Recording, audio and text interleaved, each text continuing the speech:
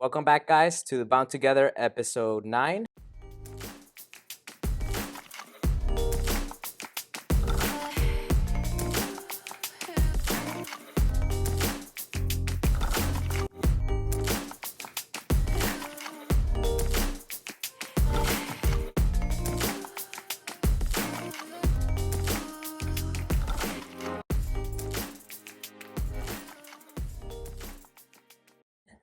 We are very happy and very excited that we have a special guest today. We've had an evangelistic mini week, and we're here gathered with Pastor Raul Yes, sir. and his wife, Gio. Gio. Thank you for joining us. Thank you. Thank Happy to be you. here. Thank you. So, to get started, we just wanted to get to know you a little bit. Mm. To tell us who you are, what brought you to become a pastor, Mm. and how do you meet your wife, and so on and Okay. so on. And then same thing. You just tell us some little information about you and everything, and then we'll go from there. Let's go. My name is Raul Alvarez, and I pastor in the Lubbock Seventh-day Adventist Church here, not here, but in Texas. And we're glad to be here for this mini week, that we're able to spend some time with you guys. That's a good question. How did I start ministry, or why did I decided to be a pastor? I wanted to. I said it in the sermon sometime this week. I wanted to be a businessman, but I felt like God wanted me to do something different. And for those who don't know, I didn't say it this week, but my grandfather is a pastor. My dad is also a pastor, and then my uncles are pastors, and my cousins are also pastors. So I was basically the black sheep, that did not want to be, who didn't want to be a pastor in the whole family. But I felt like God wanted me to do so, and I followed. It's a huge testimony. Bottom line, to make the story short, is that I went canvassing after my professors from back college told me that they wanted me to be a pastor, and I went canvassing. And I don't know if you guys know what canvassing is. You guys know what that is? No. I don't know. You know what that is? Yeah. Colporting. Have you heard Oh, about colporting. Yes, Yeah. yes. It's the same thing. It's a different word for colporting. So we went canvassing, knocking door to door, and I asked God, if you want me to be a pastor, make me the top seller by the end of the summer. Wow. Out of all these kids, out of all the students that came from different places, if you make me the top seller, I'll go back to Saul, where I went to school, and I'll change my majors from business to theology. And I said that knowing that that was not going to happen. That was me testing God. And I told God, I know that's not going to happen. So that's the proof, that's the test for me not to become a pastor. Because the first week I was not selling any books, and I was very discouraged because all the students were selling books. But on the second week, books started to go out, and people would buy them. And sometimes I didn't have to say anything. People would say, "Oh no, I want that book and that book and that one," and I was like, "Okay." So people would give me $100, $200, and and then by the end of the summer they said, "Hey, you were the top seller." So I went back to Sao, and I, instead of doing theology, I decided to stay doing business and then add the theology degree. Okay. So that's how things happen for me. And you can tell, my wife can tell how we met. I think she's better at doing that than me. Well, my name is Giovanna, but they call me Gio for short. We didn't meet in college, actually. We met after college. We had both graduated already, and I'm a nurse. And I work in a hospital in Lubbock, Texas. But I work in the NICU, which is the neonatal ICU. So babies are premature, they go to us, and we take care of them until they can go home. So that's a little bit about me. For how we met, that's kind of like a long It's a story, long story. and it has a lot of moving Details, parts. yeah. But basically, something else I wanted to mention: his family, everyone is a pastor. Their uncle is a pastor, and in my family, everyone's in the health Medical field, yeah. field. My dad is a doctor. Nice. My brothers are nurses. Mhm. Their wives are nurses too. I'm a nurse, so it was something completely different when Very we came different, together. yeah, for both of us. So yeah, but for how we met, when we came back, I graduated from my university, and so did he. So when I came back to California, my mom told me, "Hey, there is this family, this Cuban family that we met, and I want you to meet them." And I was like, yeah, sure, let's do it. But she told me this as if they had just met like last Friday, like something super quick. I didn't know that that happened a year before. We had met a year before that. Yeah. So like, and the thing is I that met her family. he met my family, Not her, but her but family. not Yeah. me, not me. We didn't meet Yeah. because I was canvassing Yes, she in was Puerto Rico. right. Oh, Right. nice. So we were kind of doing the same thing She in was doing God's different work. times. Yeah. So after that, she tells me, no, they have a son and a daughter, which is his sister and him, and they sent you a friend request on Facebook. But I don't really add anybody that I don't know in any social media. So I was like, Mommy, no one sent me anything. I don't know. And she was like, no, check. So I go back and I find their friend request. I'm like, oh, it's actually there. You know, it's yeah, they sent it. So I added them.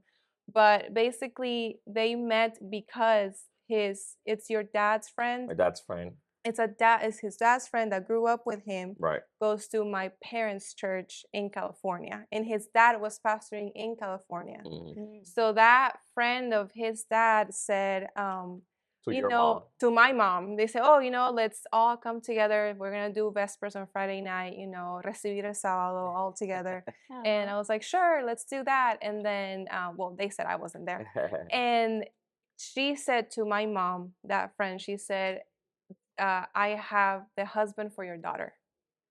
And my mom was like, what? And she was like, yeah, she has a daughter herself. And she said, if my daughter was older, I would want them to get married. But since she's too young, she's like 16, you know, then she can't. But your daughter has a good age to marry him. So then, well, they met, but I wasn't there.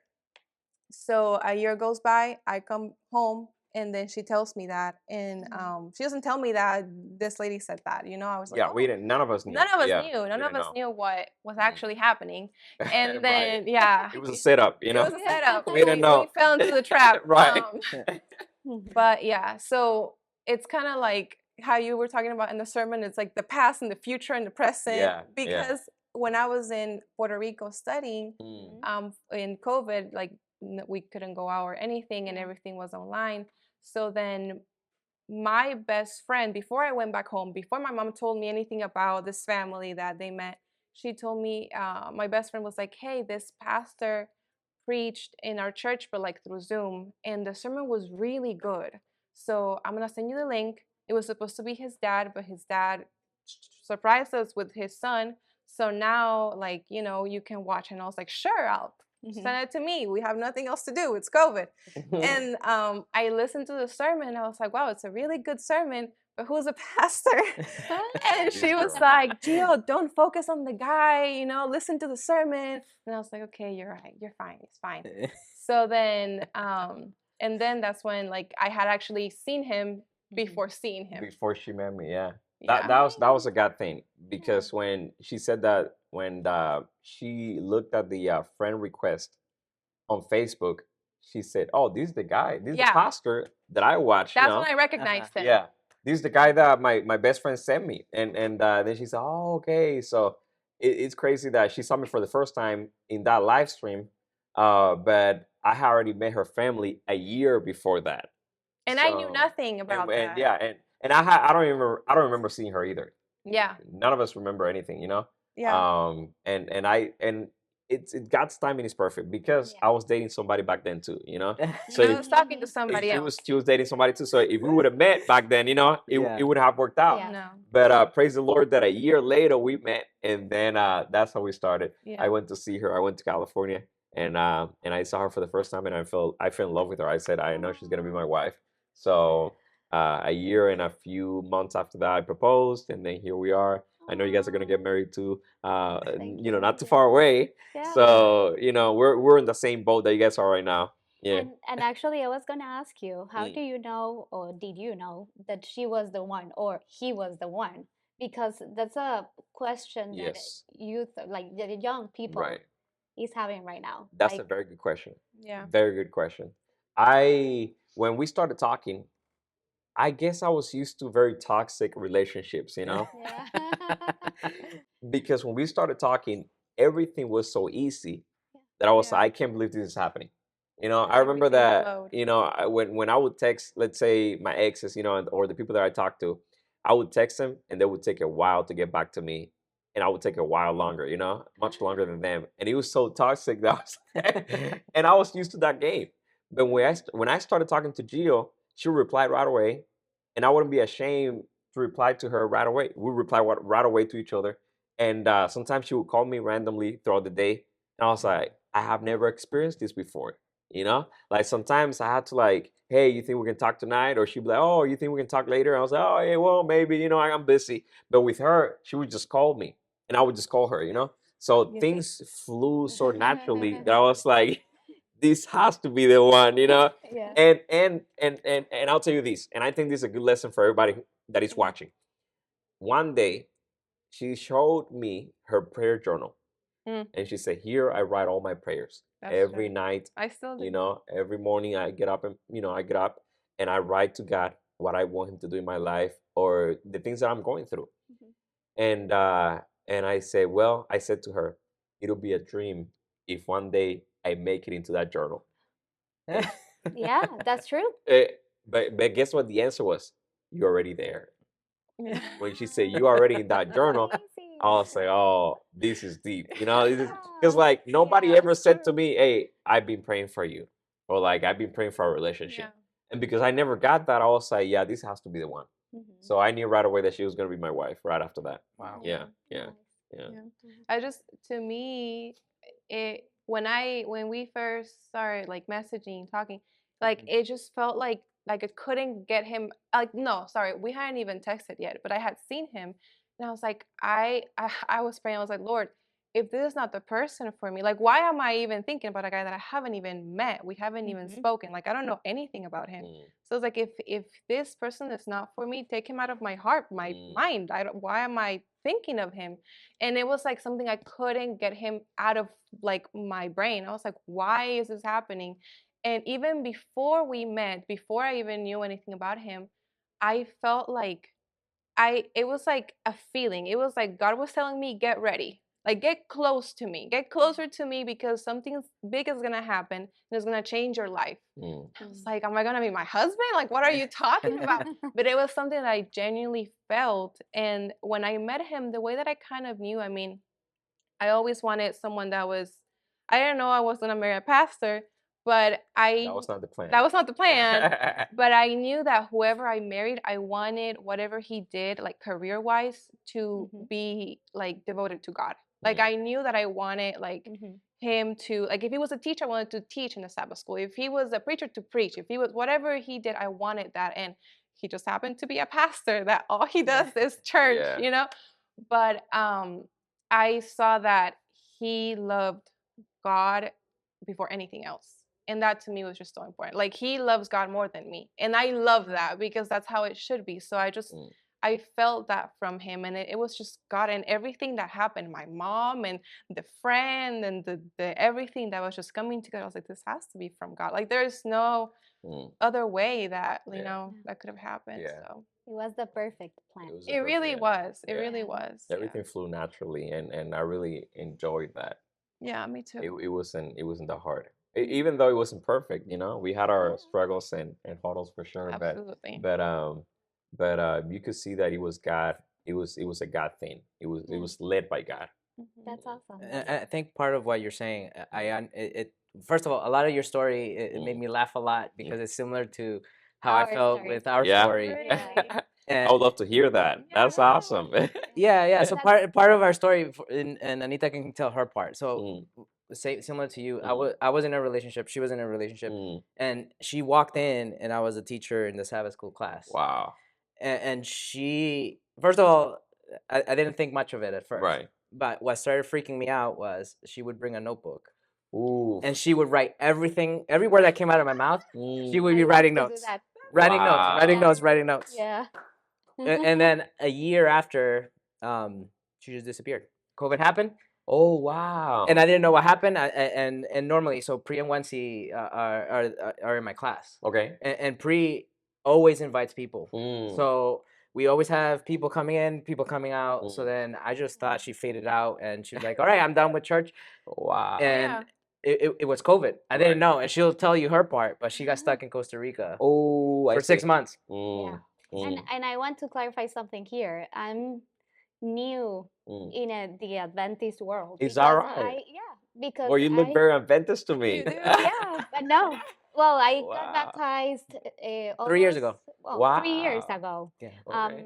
My family is Catholic, so Okay. I know a lot of things about being a Mhm. Christian, Right. but for me, this Adventist world, it's completely new. Yeah. So maybe that's why, because Yes. I started with my Bible classes and I Mm, said, hey, I really want to understand mm, Yeah. like what you preach and mm, Yeah. everything that you, because I can see God here in a different way. mm. So I will say that that was the first time that I started having that connection with God. Wow. And imagine I was in Costa Rica, moving to Massachusetts, and Yes. meeting him. It was like, no, Yeah. It was this really is random God, because it's like God's we were plan. so different. Yeah. Yeah, Yeah. Yeah. yeah, And then she disappeared Mm, yeah. for a 6-month period. mm, And it's funny Mhm. what you're saying mm. because it was prayers being answered, but not my prayers. Right.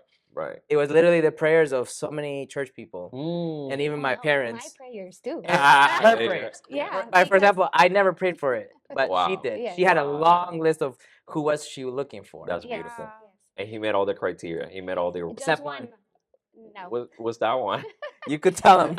Okay. That was your criteria. So I'm almost 36, Okay. and I said, okay, God, I had these other boyfriends. Mm, It didn't work out, so I don't want like a young man because I don't want to deal with mm, that. mm, So I said, you can give me if I'm 35, okay, mm, you can give me like 32, mm, but younger, no. mm, So I said, okay, you ask me, mm. start asking, like Right. do a checklist, and then that's an advice that I always tell to my younger sister and Good. youngest, and I always said like, hey, you need to write down and ask God, hey, I want this and this and this. Yes. Be specific. Be Yes. specific, because if you don't be specific, then you don't need to complain. Right. So that was the only one because he's 30 and I'm 35.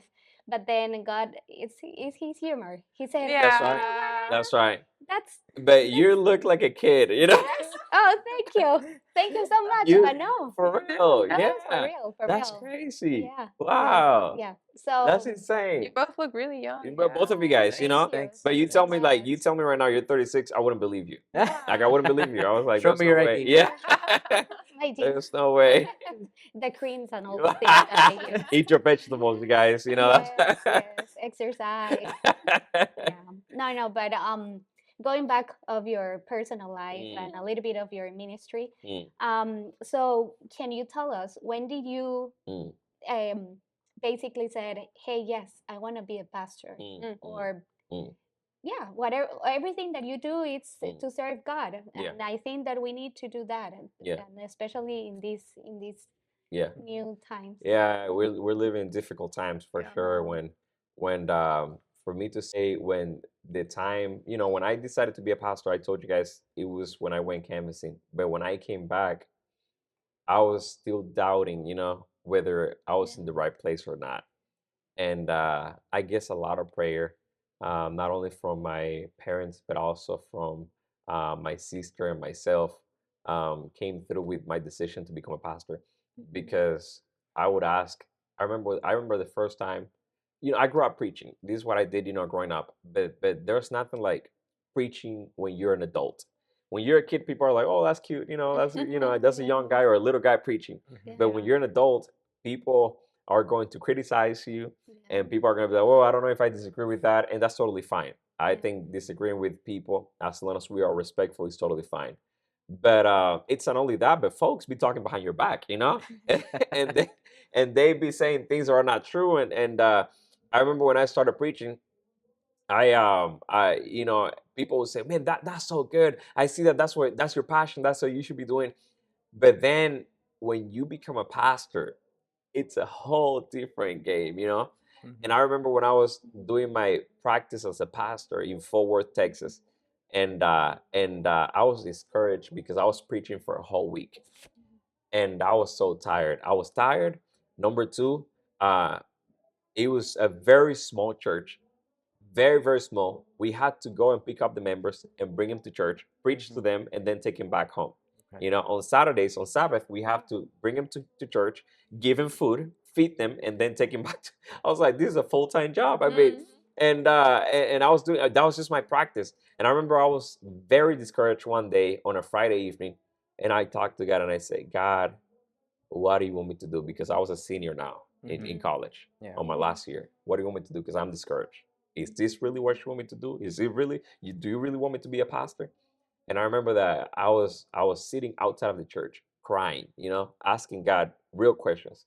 Why me, or why would I be a pastor, and all those things. Mhm. And I felt like the Holy Spirit just confirmed to me that I was supposed to be a pastor. After that day, I was good to go. And until this day, I preach with the same enthusiasm and the same energy as if I'm preaching a big church. If I go to a small church, I'm preaching with the same energy as if I was in my home church, you know, Mhm. because I God confirmed to me that no matter where I go, my job, my purpose, and my calling is to preach the word of God. Okay. So that day, God confirmed to me, yes, you are supposed to be a pastor. Go preach the word, and because of that, I don't really care what people think about me anymore. You know, you can ask my wife. We have, you know, I have my YouTube channel. I have a guy who manages my social media, and he does a great job. And you know, I get a lot of good comments and a lot of compliments on my sermons, but I also get a lot of hate, you know, because in social media, whatever you post, you're always going to have good comments and good people say nice things, but you're also going to have a lot of hate, specifically in the Adventist world, you know, because we have a different message. And people be saying, well, that's not true. You Adventists, you know, you're in a cult and stuff like that. And I asked my wife, I tell my wife, I'm surprised of myself of how little I care about what people think about me.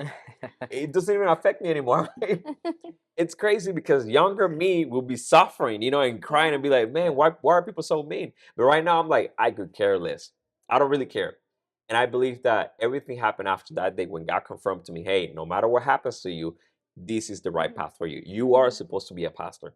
So I'm in God's hand. I honestly think it's such a like it's like a godly confidence that like when you're right with God and when you're doing what you've been called to do and you're confident that God is like leading your steps, it's like I don't really Yeah. like I worry about you. I pray about you for the negative things that you could say about me, but it's not something that it like whatever you think is not going to deviate me from what my calling is. Right. Just to keep going of what we were discussing. So now, how do you find balance between your personal life or family life and the pastoral life? That's a good one. That's pretty hard. When we first got married, there was no balance at all. We we didn't see each other very often, and I think in the first years of marriage, that is very important. But we didn't have it because I had four churches, as I said Yeah. before, And I worked Yeah. night shift. and she works 'Cause I'm a night nurse, shifts. so I worked night shift. It's Yeah, tough. yeah. Tough. So when I go to work, she's coming back from work, and then she sleeps all day, and then when I get home, she's taking off and she goes back to the hospital. So That's we really miss each hard. other. You know, we don't see each other. Yeah. The good thing about her is that she works 3 days a week, and she has 4 days off. Me, I don't have any day off. Whenever people call me, I have to be there, and I have to be available.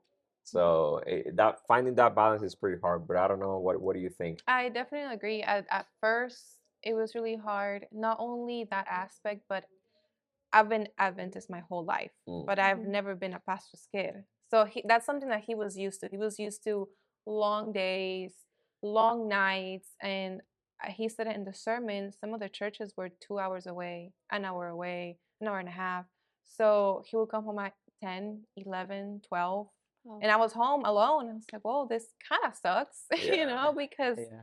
we don't see each other. But I think definitely putting our marriage into God's hands was the first thing that we did, and finding little moments.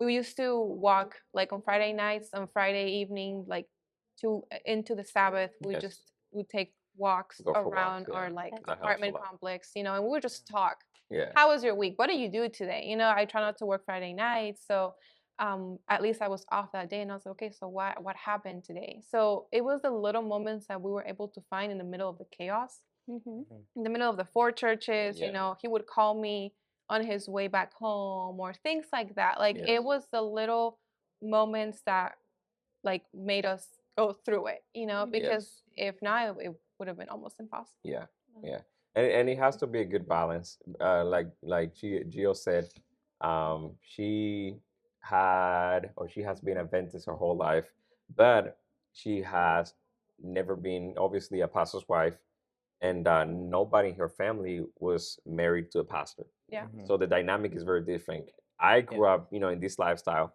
so that's why I can wear the same suit all day and it doesn't bother me at all. I'm used to it. But that's the way I grew up. I don't know anything different than that. So the dynamic was very different from what Gio had experienced as an Adventist and what my experience was as an Adventist. But what I did when we got married is that I told her, hey, you're going to be a member of the church and you're going to be here for me and I'll be here for you. Yeah. You're not going to be that pastor's wife that is doing it all. You know what I'm saying? You're not going to be the pastor's wife that is playing the piano, preaching whenever I'm not preaching. Yeah. Like I'm not I that. want you to enjoy life and enjoy ministry in a different way. Yeah. So you can tell her, I think out of most of the pastor's wife, she's the one who doesn't really have any responsibility or she's just Yeah. having a good time, And that's something we kind of like mentioned it a little bit Yeah. at the beginning, but I never planned to be a pastor's wife. Yeah. I didn't want to be a pastor's wife. I would run away from theologians when I was at college because I was like, there's no way. I would never say never. So 'cause I'm here now, and Yeah. I think it has to do with the fact of like I fell in love with him, and he is not, I mean, I don't know how other pastors are, but he's not the pastor that will make me do anything that I don't really want to do. Like I'm not, like he said, you don't have to be preaching whenever I'm not Right. preaching, and you don't have to be doing this when like it was something that I really appreciated. And something that I heard, it was like an advice that I heard from other pastors' wives. They said, don't do anything at church that you wouldn't do as a regular member. If you like to do audiovisual, do audiovisual. If you were already doing that before you married a pastor, do that. If you were singing, do that. If you were playing piano, but don't feel like you have to do something just because you're the pastor's wife. Or you don't feel like the responsibility or the pressure. So I really appreciated that, and I still do from him, because anything that I do because it comes from my heart. And if it wasn't like that, then I wouldn't be doing it. Right. So Yeah. And I will say that she's your first fan Yes. there. Actually, yeah. So for Yeah. me, that's the best position that you can have Yeah. in this pastoral life. Yes. Yeah. To support him Yes. in everything. Yes. that Yes. And I Yeah. think does. that's part of something similar that happened to us because Yeah. I've never been a pastor's kid or my uncle's a pastor, but I'm not that close to him either. But I think I've always been used to being in the church from 9 a.m. to All day, all day, and I was the teacher for the Sabbath school class since I was like 12.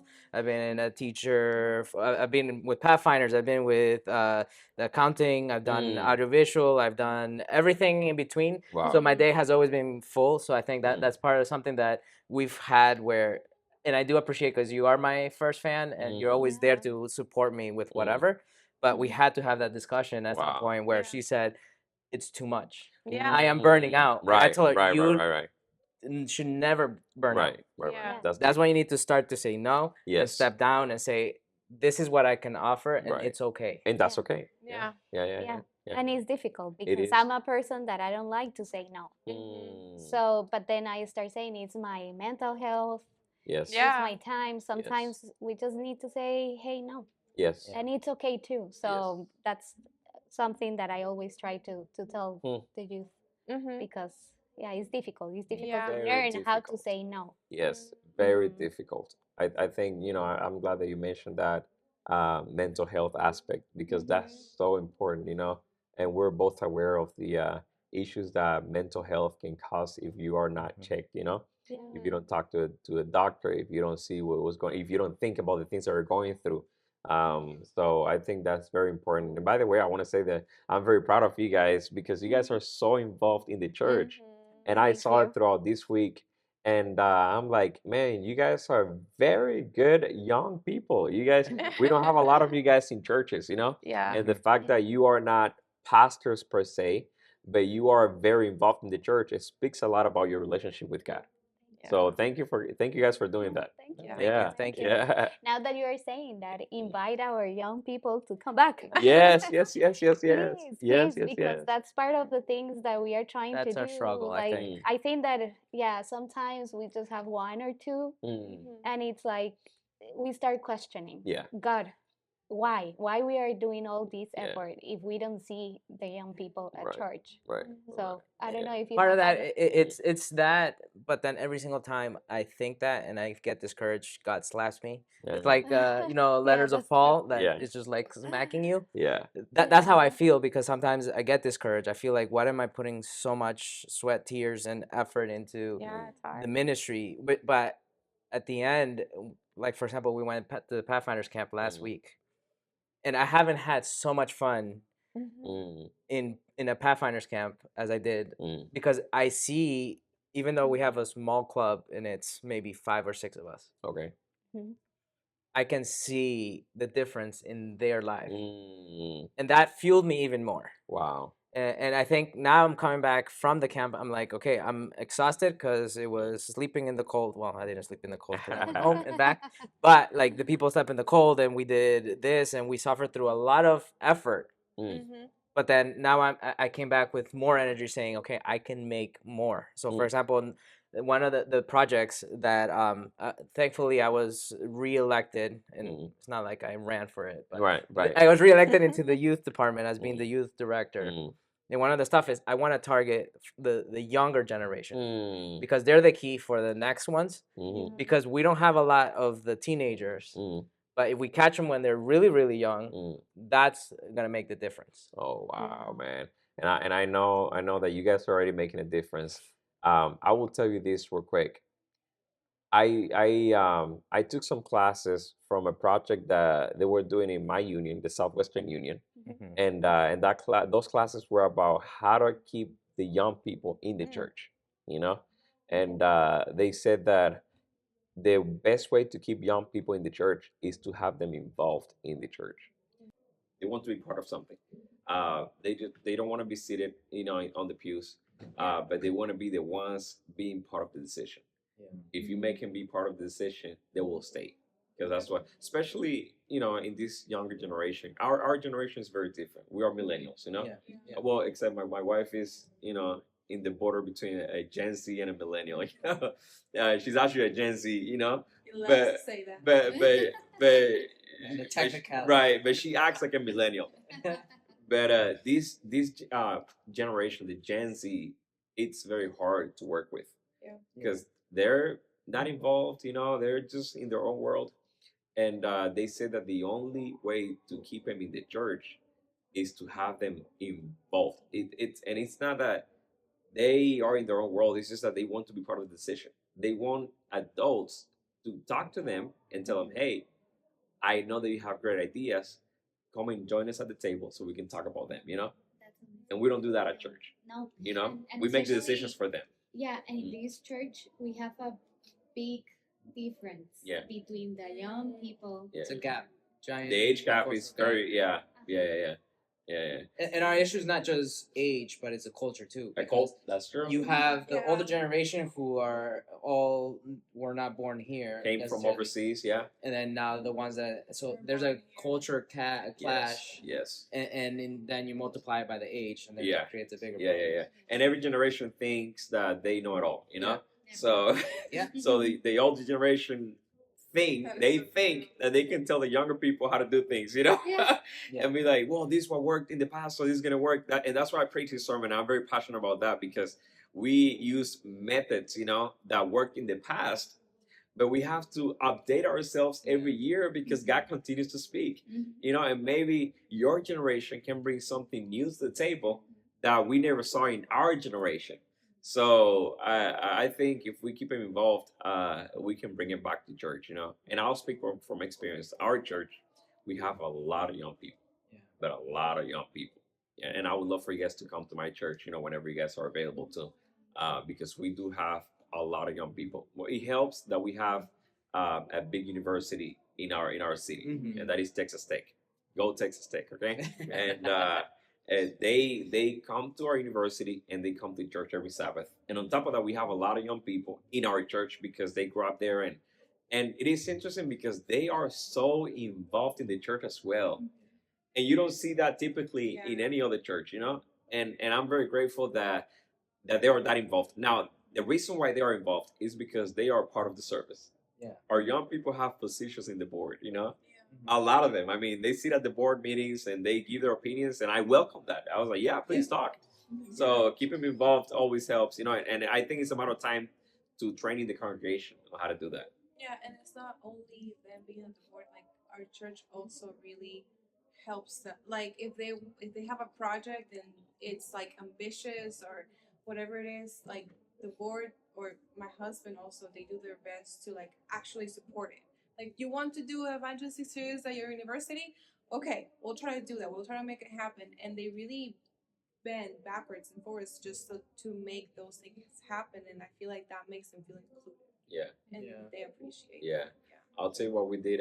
We started last year and we did it this year again. We had for the first time an evangelistic series on campus. Yeah. So we It's ran. not Adventist college. Yeah, it's not. Yeah, it's a That, public school. but that's amazing. Yeah. that you can have that. Yeah. We rented a room and we invited a guest speaker, and he preached every single night on campus at Texas Tech. And then last year we had 3 baptisms at the end of Wow, the that's series. amazing. That's Yeah. amazing. Yes, and this year we didn't have any baptism, but we did have a lot of new kids that came to church for the first time because of that evangelistic series. Yeah. Yeah. So it works. Yeah. That's nice. Well, it's almost done, Mm. but I just want to ask you something about that relationship with God. Mm. So when you feel down or disconnected, what do you do to reconnect with God? Good question. You want to go first on that one? She wants time to think. You know, I know her. So Hit you with the Uno reverse. I know. Me personally, I have found the power. I said before in the Word of God, and I have found power in prayer. You know, I'll tell you this: when I got out of the Fort Church district, I went to the doctor in Lubbock, Texas. When we moved to Lubbock, and I try to be happy most of the times, and very outgoing and all that. But I went to the doctor, and I don't like going to the doctor, but my wife forces me now to go to the doctor to get my yearly checkup. And when I went to the doctor, they were asking too many questions, and then after the questions and all the diagnosis that they do, he came out with the results, and he said, "Man, your depression level is too high." I said, "What do you mean?" He said, "You're depressed." And I said, "So what do I do?" He said, "Well, I can give you pills, you know, so you can overcome that depression." And I never thought I was depressed because when you're working for the Lord, you're working so hard that you're not even thinking about yourself. You're not thinking about how you feel, but you're thinking about the church, the congregation, the people. And when you're a pastor, when you're in ministry, people come to you with their problems, and they put it all on you. Yeah, Yeah. You taking know, the load of that. exactly. And you cannot share anything with anybody, but it stays between that person, you and God. So I guess all that affected me to the point that he said, "You're depressed." And then he said, he asked me, "What do you do for a living?" I asked him, "So what do I do?" And he said, "I can give you pills, but if I were you, the cheapest way to go about it is to go and talk to the pastor." And then he asked me, "What do you do for a living?" I said, "I'm a pastor." He said, "Oh, well, that makes sense." Talk to yourself. What do you want to do, Pastor? So he said, "Well, yeah, pastors and doctors, they do have a lot of pressure, and maybe that's the reason why you're depressed." And what I did is that I told my wife the next Sabbath, drop me off at church early. I want to get there before everybody else. I want to get there at 6 a.m.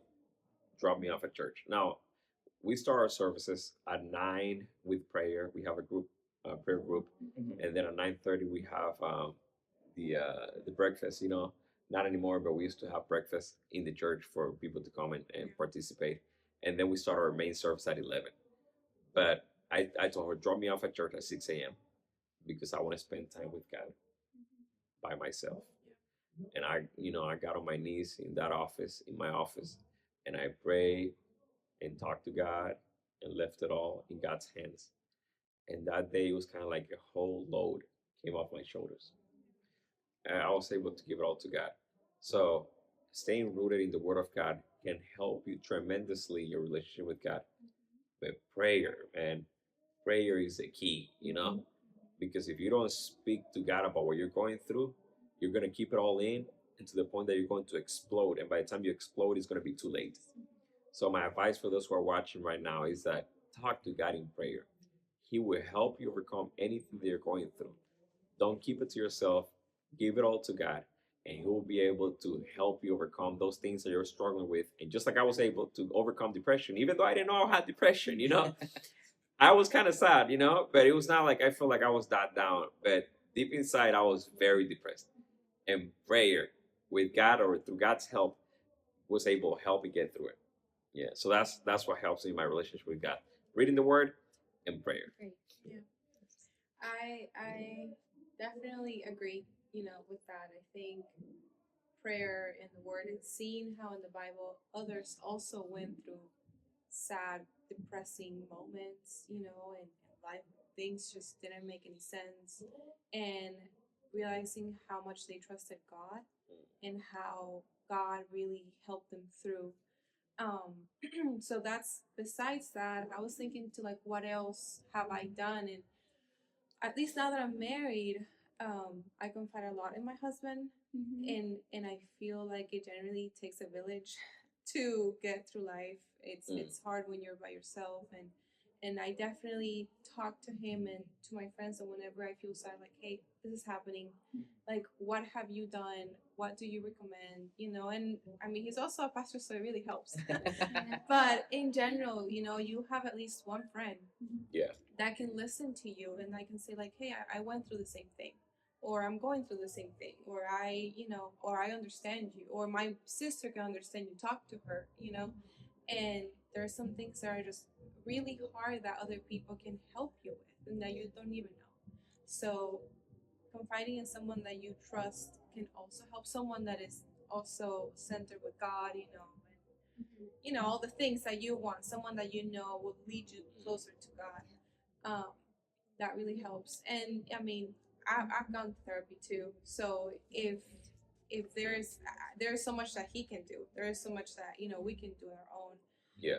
But I also think that God uses people through like psychology and therapy. Yeah. And you can find a good like resource, a therapy that is like Seventh Day Adventist or Christian, someone that will also guide you to Christ, and be centered in that. Yeah. And if there's something that he cannot help with, or that I cannot find on my own, or in my own prayer or whatever, I honestly think that God uses others professionally that can help you if you feel like it's something stronger or deeper, or, harder. Yeah. I never been through therapy myself, but I think going through therapy helps a lot. Having that professional help can help you get through things. So Yes. I would highly recommend it. Yes. For sure. Me too. Okay, and I think, I mean, I want to say thank you very much for joining us and for Thank you, making the guys. time. I know Thank you this for has having us. been a while that we've been here, sitting here for a bit. So I just want to say thank you, and I really appreciate you guys coming out from Texas all the way out here, Oh man. joining us for a short weekend, a little bit longer than that, and making time for us. It's been an honor. Thank you, guys. To close off, is there anything you want to plug in? Any social media, your book, any of that kind of stuff? That you I can tell us, for example, your book, Yes, plug it in, yes, tell them where yes. to buy it. Yes, I forgot about the book. I wrote a book back in 2021, and it's titled Third Generation, and then with question marks, Are we reckless? But yeah, that's the name of my book, and it talks about how God has been the same for the first, second, and third generation. So if you're interested about it, you can go on Amazon and just type Raul Alvarez and then third generation, and then you will see it. It's going to pop up right away. And for my YouTube, if you guys want to go there and subscribe. My name is Raul Alvarez. So you just type Pastor Raul Alvarez, and you're gonna see all the sermons, in our YouTube page that is now growing. So we're very proud of that. And if you want to participate or be part of that journey, please go ahead and subscribe. And I pray that you'll be highly blessed. The book is in Spanish and English. Yes. Okay, perfect. Yes, yes, yes. Thank you so much. Thank you very much. Pastor, Thank you, guys. so much. Appreciate you guys. Yeah, Thank you. God bless you. Yes. That He continues blessing your marriage. Amen. Yeah. And, Amen. I hope that we will see you again. Yes, yes, yes. Looking forward to it. All right, guys. Thank you. Thank you. And see you next time. Bye. See you next time.